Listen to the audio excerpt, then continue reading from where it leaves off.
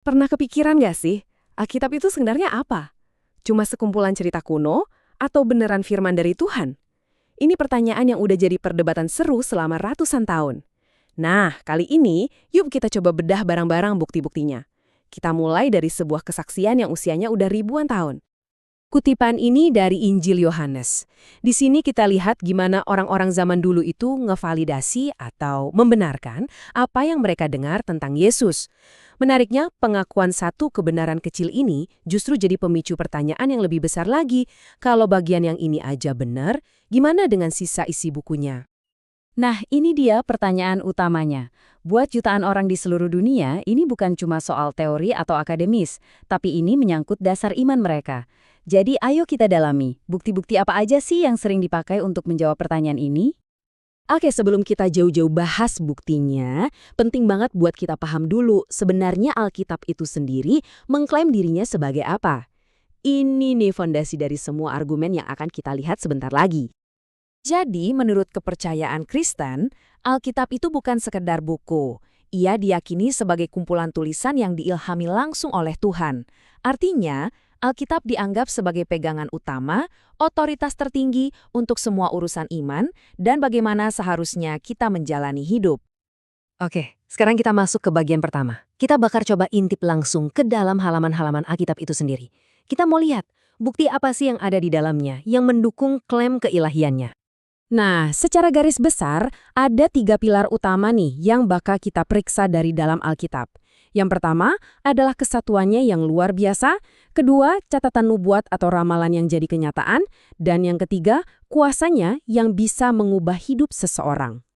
Coba deh bayangin, buku ini ditulis oleh lebih dari 40 orang yang beda-beda banget. Ada raja, ada nelayan, pemungut pajak, macam-macam.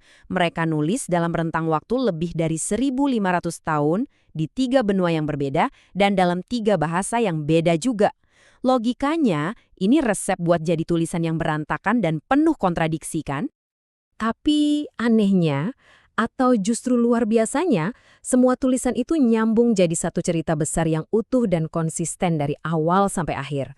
Nah, kesatuan yang mustahil ini sering banget diajukan sebagai bukti bahwa ada satu penulis utama di baliknya, yaitu Tuhan sendiri yang menginspirasi semua penulis manusianya. Bukti internal yang kedua bisa kita lihat dari satu angka ini, sekitar 300. Loh, kok cuma angka? Tenang, angka ini penting banget dalam argumen tentang Alkitab. Ini bukan angka sembarangan loh. Ya, angka 300 itu adalah jumlah nubuat atau ramalan spesifik tentang Yesus Kristus yang ada di Perjanjian Lama, yang ditulis ratusan tahun sebelum dia lahir. Dan yang bikin merinding, semuanya tergenapi dengan sangat presisi dalam hidupnya. Nggak ada satupun kitab suci lain di dunia yang punya rekam jejak penggenapan nubuat yang sedetail dan sebanyak ini. Poin ketiga dari bukti internal adalah kuasanya. Diyakini bahwa Alkitab itu punya kekuatan buat mengubah hidup orang secara total. Kenapa? Karena isinya bukan sekedar kata-kata manusia, tapi dipercaya sebagai nafas Tuhan. Tulisannya dibimbing oleh Roh Kudus, dan pesan utamanya tentang kasih Tuhan itu yang dipercaya mampu mengubah seseorang dari jalan yang salah menuju kehidupan yang lebih baik.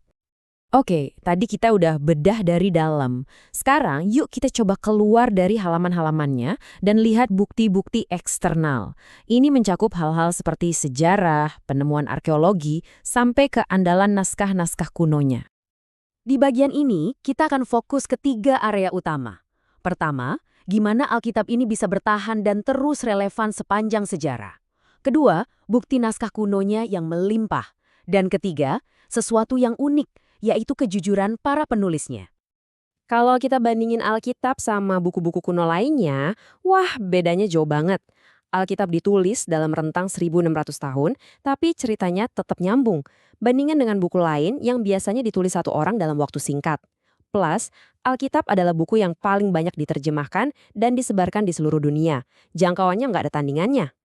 Nah, sekarang soal bukti naskah kuno. Coba deh lihat grafik ini. Keren banget kan perbandingannya? Untuk wiracarita Iliad karya Homer, salah satu karya sastra kuno paling terkenal, kita punya sekitar 650 salinan naskah kuno. Itu udah banyak, tapi bandingkan deh sama Alkitab, khususnya Perjanjian Baru. Jumlahnya lebih dari 13.000 salinan. Ini jumlah yang masif banget untuk tulisan kuno. Kenapa ini penting?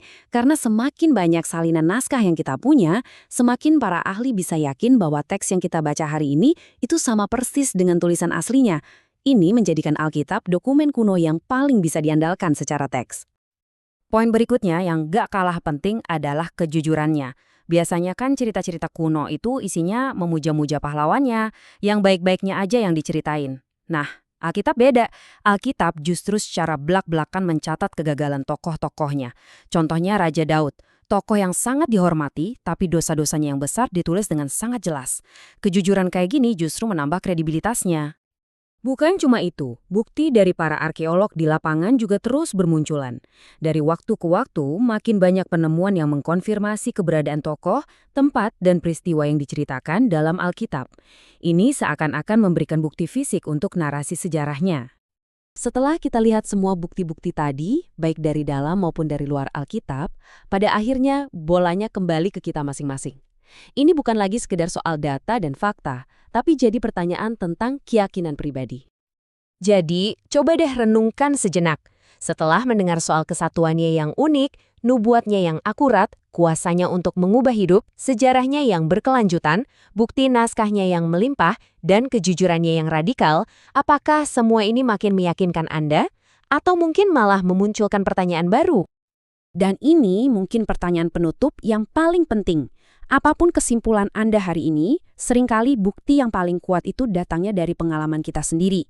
Jadi, maukah Anda mencoba mengambil langkah untuk membacanya secara pribadi, merenungkannya, dan melihat sendiri apakah isinya benar-benar punya kuasa dalam hidup Anda?